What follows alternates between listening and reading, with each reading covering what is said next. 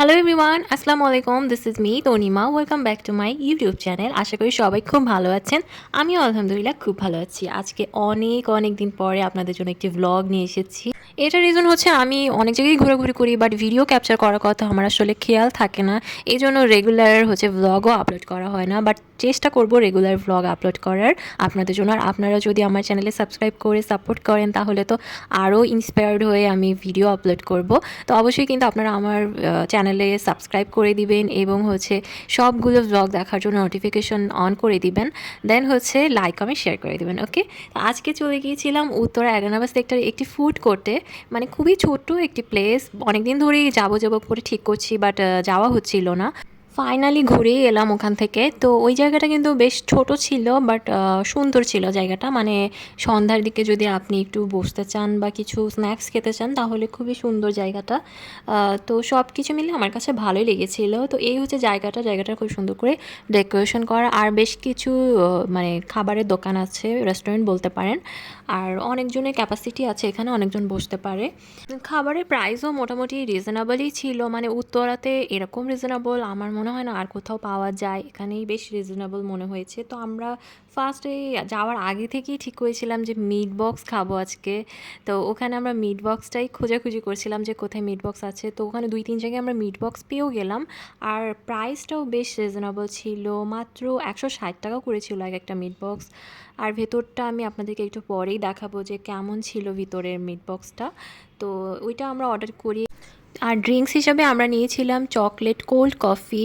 তো ওইটাও প্রাইসটা রিজনেবল ছিল। মানে দুইটা টাইপের ছিল, স্মল ছিল আর লার্জ ছিল। তো আমরা স্মলটাই নিয়েছিলাম। স্মলটা মেবি 100 টাকা বা 120 টাকার মধ্যেই নিয়েছিল প্রাইস।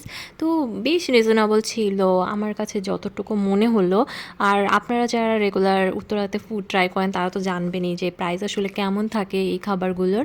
আর অন্যান্য খাবারও ছিল, যেমন গ্রিল ছিল, তান্দুরি ছিল, চিকেন চাপ ছিল, মানে এই টাইপের ছিল। আবার চাইনিজ আইটেমও ছিল, আবার চা কফি জুস এগুলো তো ছিলই। এদিকে ওই ভাইয়াটা আমাদের মিট বক্সটা রেডি করছিলেন, আর এখানে আমি চা দেখতে পেলাম। মানে উনি খুব ঘন করে দুধ জাল দিয়ে দিয়ে চা বানাচ্ছিলেন। তো ওটা আমি ট্রাই করতে চেয়েছিলাম, বাট কেন যেন ওই দিনকে আর চা খেতে মন চাইলো না। কারণ চা তো বাসায় অলওয়েজ খাওয়া হয়, আর বাইরে গেলেও মালাই চাটা অনেক বেশি খাওয়া হয়। তো চিন্তা করলাম যে আমরা চকলেট কোল্ড কফি ট্রাই করবো ওই দিন। তো এই যে একটু বসে ওয়েট করছিলাম। আর খাবার আসতে একদমই বেশি সময় নেয়নি ওনারা, মাত্র 10 মিনিটের মধ্যে খাবার চলে এসেছিল।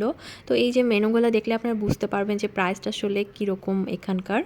তো আমরা বসেছিলাম, কিছুক্ষণ আড্ডা দিচ্ছিলাম। দেন ফাইনালি আমাদের মিট বক্সটা চলে আসলো একদম তাড়াতাড়ি। এত তাড়াতাড়ি আসবে আমরা মানে ভাবতেই পারিনি। তো মিট বক্সটা এখন আমরা আনবক্সিং করব, মানে মিট বক্সটা খুলে দেখবো যে এখানে কীরকম টাইপের আছে খাবারটা। তো দেখেন, আপনারাও সাথে থাকেন, দেখতে পাবেন যে কীরকম লাগে।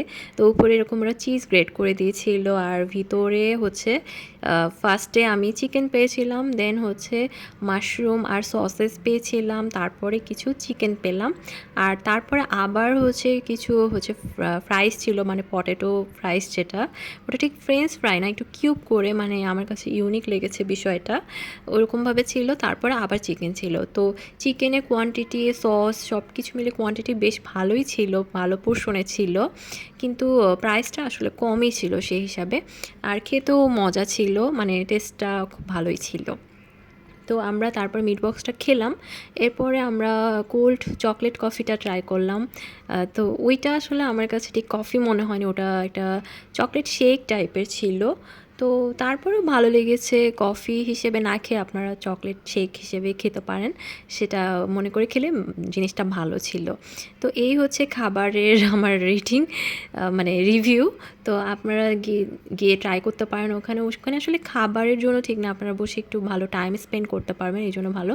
আর এটা আসলে সন্ধ্যার পরেই ওপেন হয়, মানে ভিড়টা হয় সন্ধ্যার পরে, দিনের বেলা এটা বন্ধ থাকে। এটা মানে উত্তরা 11 নম্বর সেক্টর প্রিমিয়ার ব্যাংকের ঠিক পাশেই আপনারা এই জায়গাটা পাবেন।